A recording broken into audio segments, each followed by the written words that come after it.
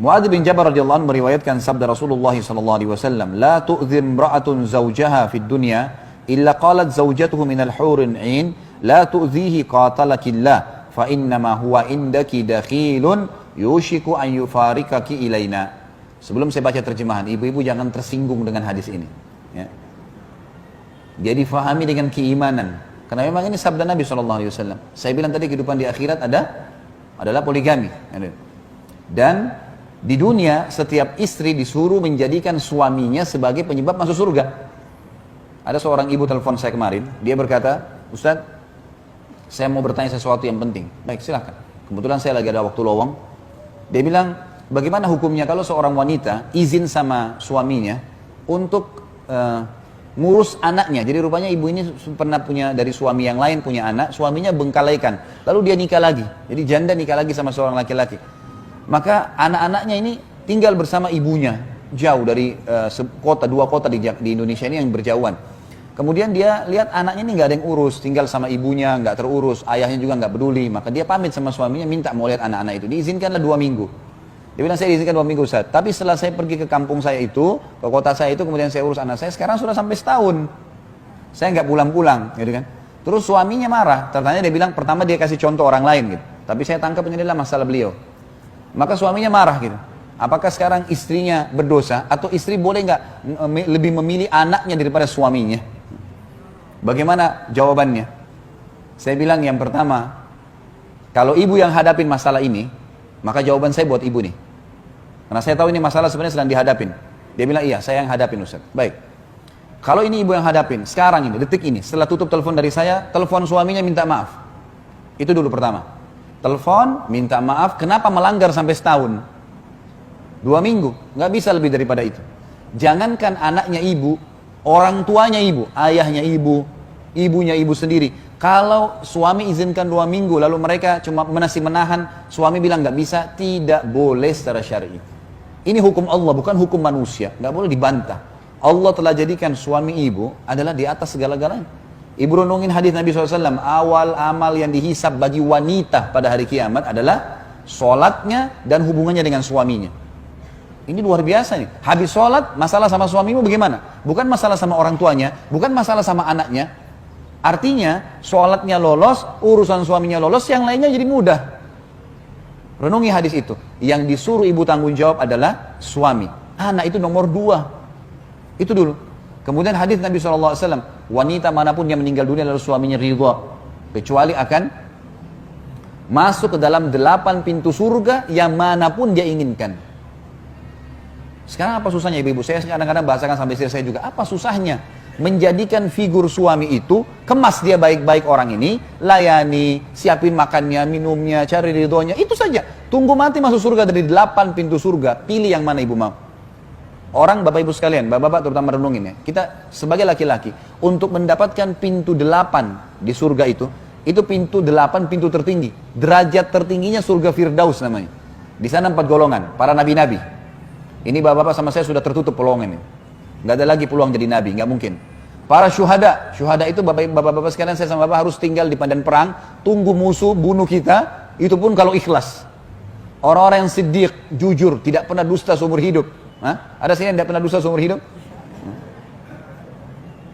Di antara sahabat yang dapat julukan siddiq berapa orang? Yang jelas-jelas Abu Bakar. Yang lain tidak ada julukannya nih.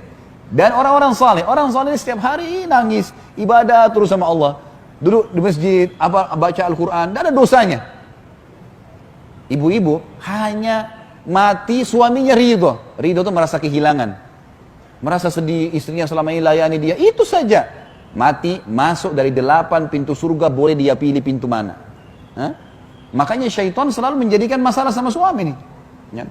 Apa saja dibuat masalah, apa saja marah, apa saja tersinggung, gitu kan. Makanya saya selalu ingatkan istri saya pribadi, saya bilang istri saya, hati-hati. Hati-hati syaitan masuk ke pintu-pintu yang kadang-kadang tidak perlu marah, tidak perlu cemburu, tidak perlu iri. Tapi masuk syaitan, karena merusak. Kunci kamu di saya, kalau saya ridho selesai nih. Urusannya semua selesai. Kenapa nggak kemas baik-baik suami menjadi manusia, menjadi penyebab saya masuk surga? Bukan karena dia, tapi karena Allah.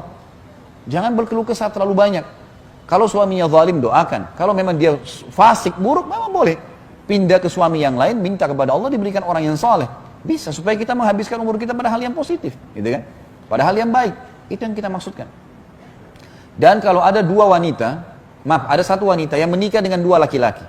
Misal, ini contoh kasusnya saja, hadis Ummu Salamah radhiyallahu anha. Beliau mengatakan, ya Rasulullah, kalau ada seorang wanita memiliki dua suami, suami yang pertama meninggal, bukan cerai, kita tidak bahas masalah cerai, suami pertama meninggal, kemudian menikah lagi dengan suami yang kedua, kira-kira di surga nanti bersama dengan yang mana? Sebentar, saya tidak minta jawaban, saya yang akan memberikan jawaban. Apa kata Nabi SAW? Dia akan bersama dengan yang paling baik akhlaknya dan ilmunya, imannya. Jadi yang dua orang ini bukan yang terakhirnya saja. Ada penjelasan masalah terakhir, tapi riwayat ini lebih kuat. Menjelaskan kalau dua orang ini asal tidak cerai, mati suaminya, dia sudah nikah lagi sama laki-laki lain, maka dia akan ikut dengan yang paling baik akhlaknya. Jadi kalau yang meninggal pertama lebih baik, ya sudah dia ikut dengan yang pertama. Jadi saking besarnya pengaruh suami itu, ya, sampai nggak boleh keluar tanpa izinnya, kan? Kalau meninggal dengan dia ridho masuk surga, melayaninya. Apa kata Nabi SAW? Wanita manapun yang menjaga 5 waktu sholatnya, nggak disebutin sholat sunnah. Azan, subuh, duhur, asar, maghrib, isya. Kalau ibu mengerjakan sunnah itu plus, akan ada banyak tambahan. 5 waktu sholat, azan 10 menit. Puasa Ramadan, nggak diikuti dengan puasa sunnahnya. Puasa sunnah berarti plus, hanya Ramadan. Dan melayani dan mentaati suaminya pada hal yang ma'ruf. Bukan pelanggaran agama. Temani saya, ayo ke ibu yuk, ayo ke ayah yuk, ayo ke sini yuk. Iya. Kecuali pada saat dia meninggal, dia pasti akan masuk surga. Dari 8 pintu surga dia bisa pilih yang mana dia mau masuk. Jadi fadilah yang sangat besar. Lalu untuk apa ibu-ibu membangkang nih? Untuk apa marah hanya karena lupa dibawain bunga kah, pesanan kah? Tidak sempat ditemanin ke acara perkawinan lah. Itu sesuatu yang kecil, urusan dunia. Bagaimana orang ini ridho, Tuhan saya ridho. Seperti kasus orang tua kita. Orang tua kita mau marah-marah, ya, mau dia orangnya buruk akhlaknya, kita sebagai anak harus bagaimana?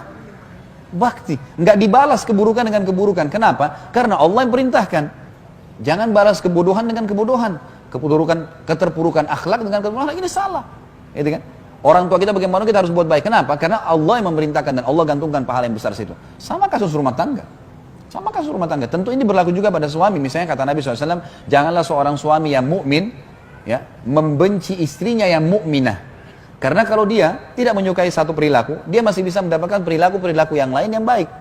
Artinya saling toleransi, saling memaafkan. Yang penting pelanggarannya bukan masalah nusyud, bukan masalah pembangkangan terhadap hukum Allah.